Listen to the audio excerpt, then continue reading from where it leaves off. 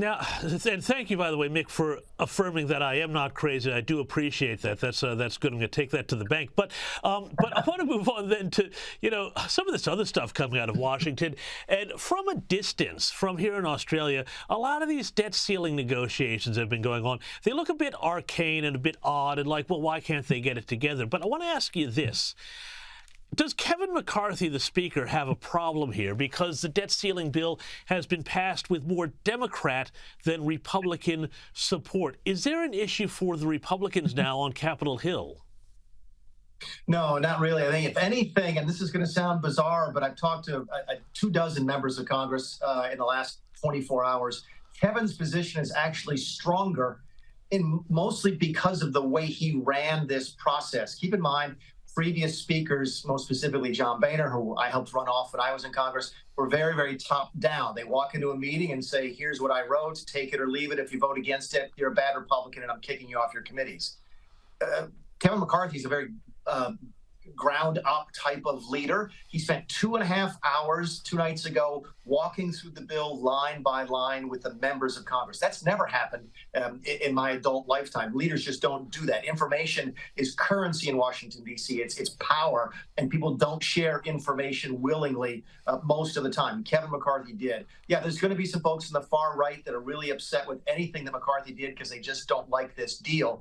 But I got to tell you, the rank and file probably are looking their hands over right now and saying, no, we think Kevin's probably doing a good job. Plus, James, and I'll close with this, who else would want the job? I don't think there is anybody right now. Well, yeah, that's a pretty good question there, isn't it? But let's move back on then, Mick, to the national stage here. One of the things that I'm finding absolutely fascinating, possibly because I spend a little too much time on Twitter, is the way that the Trump and the DeSantis camps are just absolutely going at it now, hammer and tongs. And Trump is going after DeSantis. DeSantis is going on Trump, but also Trump this week turned on his ex-press secretary, Kayleigh McEnany, and accused her of sharing inaccurate poll numbers during an appearance on Fox News. Here was his post. He says, Kayleigh Milquetoast McEnany just gave out the wrong poll numbers on Fox News. I am 34 points up on the sanctimonious, not 25. Well, 25 is great. It's not 34. She knew the number was corrected upwards by the group that did the poll. The rhinos and globalists can have her. Fox News should only use real stars, blah, blah, blah. Mick, I mean, every time people start to say on the Republican side, yeah, well, it's just got to be Trump again. He seems to go off on one of these rants here and turns, I think, an awful lot of people off. What do you think is happening? He attacked me for the same reason when I said that he lost the 2020 election. That I expected. I know Donald Trump fairly well. I never expected this. No one has been a stronger defender of Donald Trump than Kayleigh McEnany. In fact, since that statement has come out, Kayleigh has been on TV in this country still defending Donald Trump, despite the fact that he attacked her and despite the fact that he spelled milquetoast wrong. I was stunned by this one. What I think people are starting to realize, James, is that Donald Trump's concept of loyalty is not the same as yours and mine. Donald Trump's concept of loyalty is you can be loyal to him, and he will allow you to be loyal to him. And I don't say that lightly because sooner or later, everybody who might go to work for him in his campaign, might go to work for him if he was to win in 2024, has got to realize that you're a short timer. It's only a matter of time before Donald Trump turns on you as well, and it's going to get harder and harder for him to find good people to work with him. Yeah, and I mean that staffing issue. That was, I think, one of the things that really was tough for him was because he chased so many people away. But he's also been attacking Ron DeSantis, and Ron DeSantis has been now fighting back over the issue of each state's response to COVID. Trump is president and Ron DeSantis is governor of Florida. Have a look at what Ron DeSantis had to say here. So look, I'm going to respond to attacks. I mean, if you say Cuomo did a better job with COVID than Florida did, first of all, that's not what he used to say. This is like new. Like 6 months ago, he would have never said that, right? He used to say how great Florida was. Hell, his whole family moved to Florida under my governorship. Are you kidding me?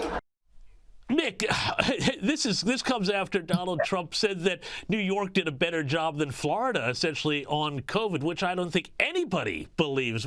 Is Ron DeSantis right to hit back, or are they just going to get stuck in the mud here over a pandemic that everybody just wants to forget? Yeah, it's a really good question. It's not about the pandemic that everybody wants to forget. It's a question of there's a saying in American politics is that you don't get down in the mud with pigs because they like it, and all you do is get dirty, right?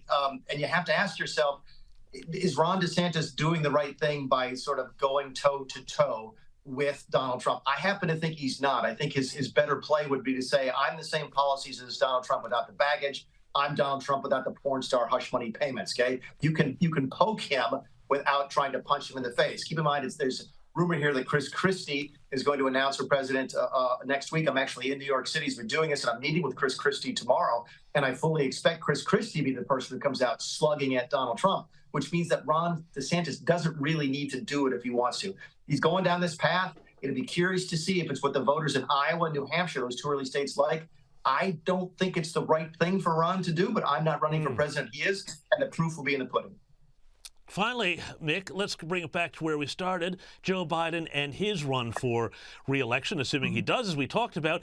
But leaks have come out that he plans to tap, quote, an expansive stable of friends and allies to go where he can't, say what he won't, and be what he'll never be. This according to NBC News. Is this a wise strategy, essentially this campaign by proxy? Is this a new version of campaigning from the basement?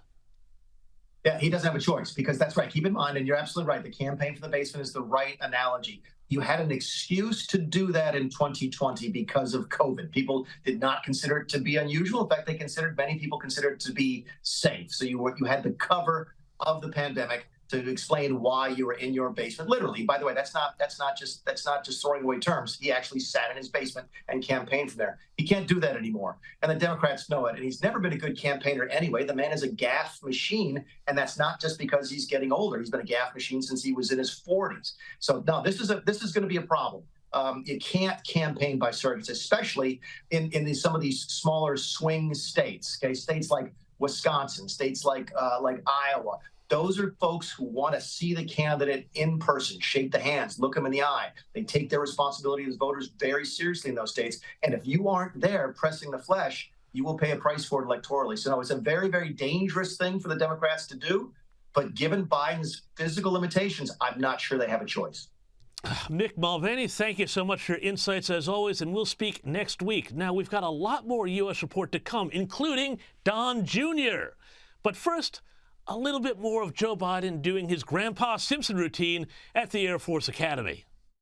A few months ago, I called to speak to my national security advisor. He was out here, but I was told he was unavailable.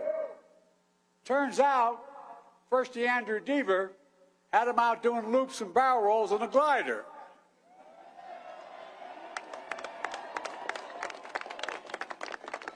I asked if I could do that today, and the Secret Service said, no, we'll have to shoot it down.